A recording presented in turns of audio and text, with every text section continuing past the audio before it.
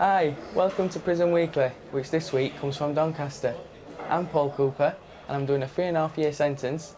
I'm on House Block 1, D Wing, and I'm 2 up in this cell.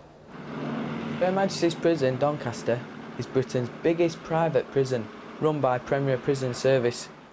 It is a local prison with 1,100 inmates, and it can hold any category of prisoner. Most are on remand or recently sentenced. We have a director, but not a governor. It's my first time in prison, but other inmates say the staff here are more friendly than other prisons. Coming up in this week's programme, we find out how bullying is dealt with here in Doncaster. You will wear a green T-shirt, which will denote the fact that you are a bully. You will be on 2 visits a week, 20 minutes duration, on closed conditions. And we visit America's hardest prison. We take away privileges from our kids when they do something wrong. Why can't we take away privileges from people that kill and rape and everything else? But first, we go to Britain's newest prison, HMP Weir, otherwise known as the prison ship. Colette Kershaw, Governor of Cookham Female Prison, went to see how everybody is settling in. In March, the prison ship was brought over from New York, and in June, the first 50 prisoners were taken on board after fitting out and safety features were completed. Problems with the sprinkler system meant that they had to be evacuated, and the ship was then reopened with the media in tow, desperate to get a look on board. Richard Tilt will do the tour. Can I just say, ladies and gentlemen, first, before you ask questions, could you say who you are and where you're from? Help us a lot. Do you see that this is going to be a permanent feature here at Bolton? Well, we have planning permission for 3 years. We shall have to assess the position as we go through that 3 years, and much depends on what happens to the prison population. As I already said, I think, this morning the national prison population is 62,200, which is very, very close to our absolute capacity. It seems slightly bizarre to use a ship as a prison, but you know, we are in difficult times on the population front. It was a good option for us, it was available, it was quick for us to turn into a prison and relatively economical. The Weir was brought in from the United States to help cope with the continuing rise of the prisoner population. The idea of the prison ship was met with great controversy by the press. What is it about the prison ship that so fascinates everybody, and what is life like for those serving their sentences on board? Well, it's easy, it's kosher. The cells are the best you'll ever see in the country. Amazing. Amazing. I've never been to prison and found a cell with a shower in, that's for sure. Yeah. Best nick I've been in 21 years. Well, it's been hard work since February, making the preparations and everything else, but it's no difference to opening up a prison on land, really, and I find out that all the hard work is paying its dividends. It's quite rewarding. The morale is good among staff and indeed among prisoners as well. The prison ship is a Category C prison and built to take 400 prisoners. From the outside, it looks like a huge, grim, grey cross-channel ferry. But inside, the atmosphere was relaxed and friendly. Not surprising, really, as the prison only accepts prisoners aged 28 and over with less than 6 months left to serve.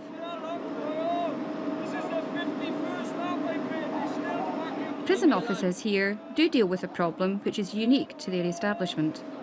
I think there's a bit of a resentment between the inmates of who gets the sea view and who doesn't. Right, what determines the sea view? Well, basically it's a first come, first served. We came on the landing last Thursday and I was stuck in the cell across the bay. And I walked along and I could see light coming through, because the other side you can't see no light, all you can see is windows. I saw the light coming through and I said to myself, well, I've got to get over this side, I want to see the view, I want to see the sea, I want to be able to look out and see the boats going past. The prison ship feels and works like any other prison, but it only cost £11 million to get it up and running. It sounds like a lot, but it's much cheaper than paying £1,000 per prisoner per night in police cells. And the ship paid for itself in 12 weeks.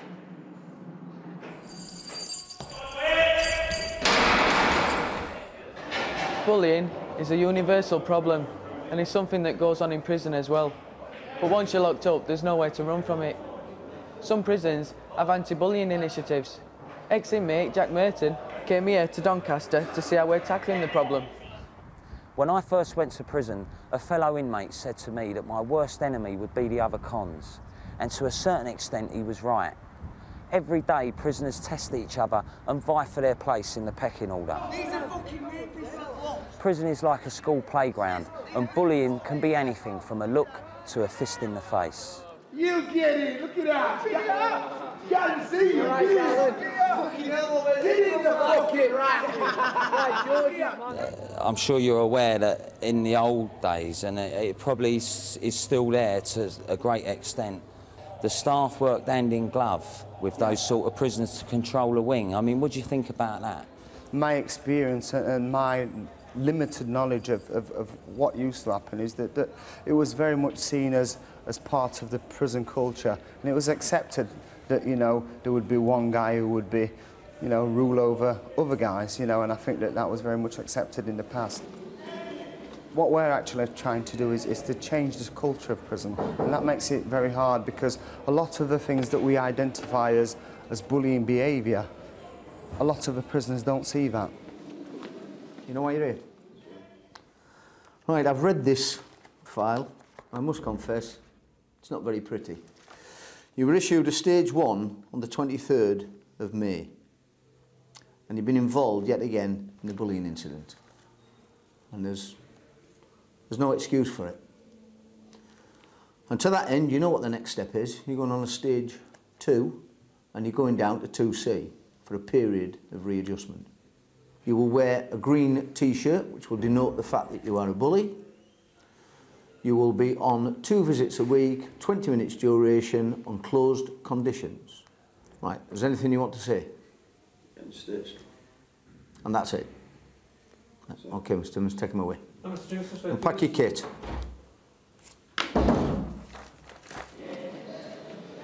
When I was in prison, I knew someone who committed suicide because they were bullied. The worst thing was, the bullies were his friends and they didn't even know they were bullying him.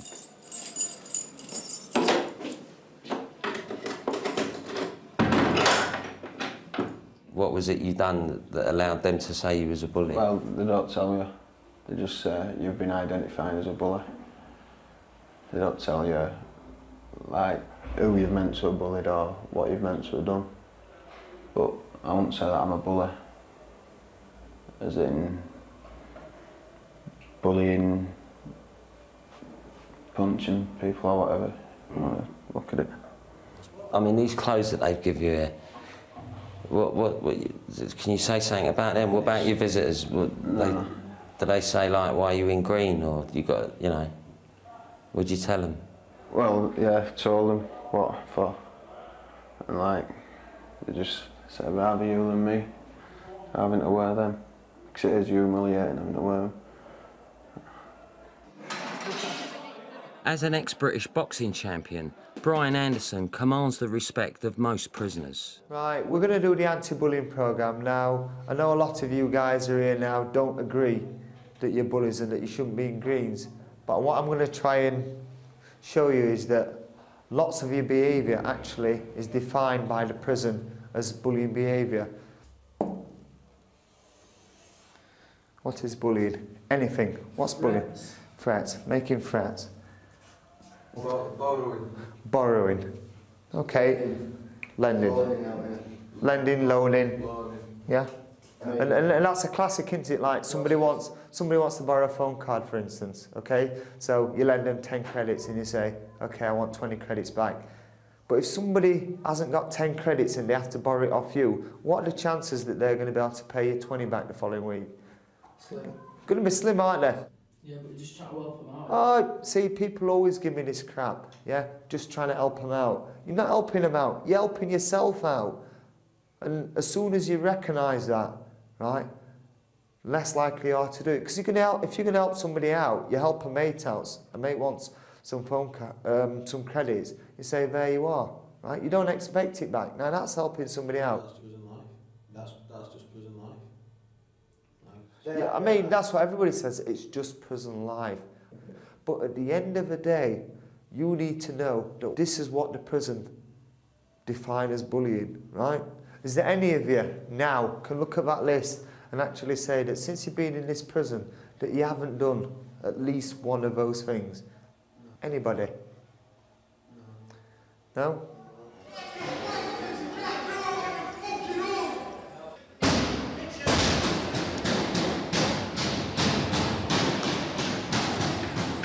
started out on wing, like people are taking advantage. Because I think one of the main reasons why I got bullied is because I've got a slash mark on my arm and people think that you're weak. But there's other sort of bullying as well, like getting hassle all the time. Sort of hassle? Like getting singled out to get other lads to take piss out of you as well. And stuff like coming up to you with lighters that they've had lit for a long time and sticking out the back of your neck and burning you, things like that. Did they find out who done it? No. Got asked who did it. I won't tell him who did it. That's grassing, isn't it? That's one of your rules, isn't it? One of your main rules. Never grass on anybody. So how did you attempt suicide? Slashed my wrist with a razor blade. Can I see them? Can we see them? Yeah. And how old is that? How old is that scar? That scar's from last year. You know when you first come in here? Yeah. Has it changed a lot, the bullying? Is it reduced, or is it more, or is it? Yeah, it's reduced. Most definitely it's reduced a lot, a great deal, from what I've seen. I think the bullying system in here is a good system. Because it's been very successful as well. I think it's something like 90% of them don't reoffend again. Prison life is monotonous, and trivial issues lead to major problems amongst inmates. Here at Doncaster, they're making a concerted effort to tackle bullying. But bullying is part of prison life, and I don't think they'll ever eradicate it completely. The day in question, no street did I roam. The alleged offence was nothing of my doing. Can innocence be something that needs proving? I was minding my own business and quite straight when the wicked one arrested me with hate. In a cell they gave me water and said cheers. They gave me judge and judge gave me 2 years. The first time I had a long stay in prison was for an affray. It was for a riot. An affray sounds like a really posh word, doesn't it? It was for a riot in a Bullring shopping centre in Birmingham. And in a way, it's probably not a nice thing to say now, but you know, I have to be honest. I was almost quite proud actually, because I'd arrived. I was a man. I was in a prison. It wasn't a kid's home, or I didn't have childcare or something like that. It was like a real sentence. I was in prison. One thing that really used to get me is like obsession with masturbation. Some guys, they just did it every night. You know, the lights go off and they start going, you know. And I always thought that was really crazy. I thought, why don't you save it, you know, save it up, you know. Let it all explode when you come out, you know. But you get guys kind of having, like, competitions, you know. Who could come the quickest? I'm going to say something that's really terrible, but I'm going to say it anyway. And you may not be able to repeat it. But, you know, when you're in prison, in the boys' prison, I should say, apart from the prisoners in there that are gay, I mean, most of the other boy prisoners, any sight of a woman sends them crazy. And one thing that really does send them crazy is like,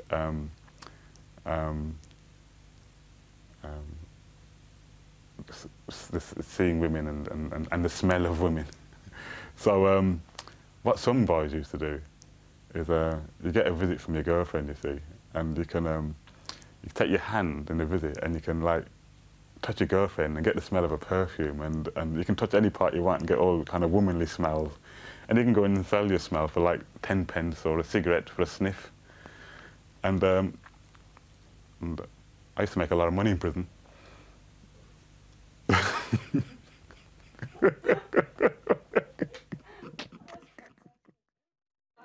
You get it! Look at that! Gotta see you! Each week, Prison Weekly hands a camera over to an inmate at a different stage of their sentence. This week, we meet Tony Lernier, who starts his story whilst awaiting sentence at Norwich.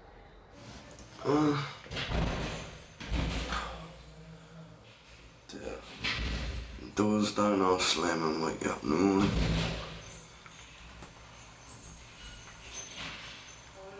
At breakfast and I'm about 1/4 of an hour. now, I think I'm gonna have to doze.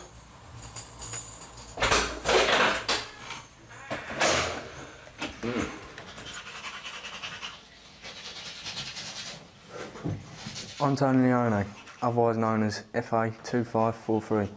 That's my prison number. I've been remanded in HMP Norwich for the offences of affray, ABH and possession of offensive weapon, and I'm awaiting sentencing.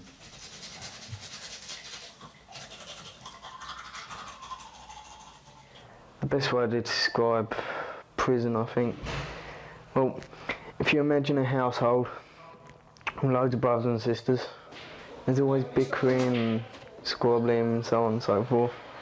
Well, you imagine it on a grand scale with 100 to 200 prisoners all living in space with a cell, what, 8 foot by 12?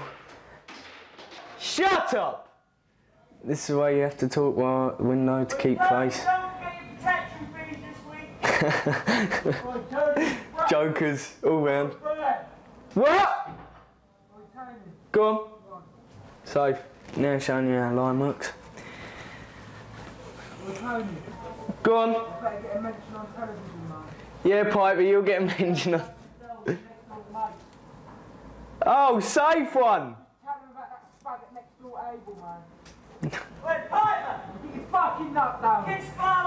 See, this is the way the conversation's gone. Just got set a couple of burn. Stop me roasting.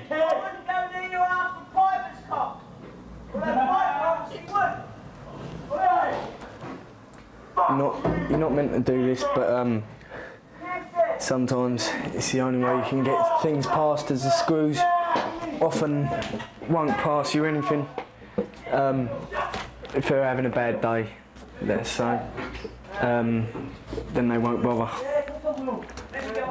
Alright, laters.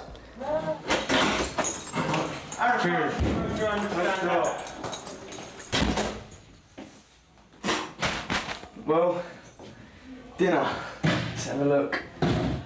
What with the eggs, spaghetti, sausage, chips, cup of hot water, semolina, couple of slices of bread and butter. Not too bad. Here's old landing cleaner Gots. How much do you get for this a week? £4.60. It's more fun than anything. You get cheap thrills off the buffer.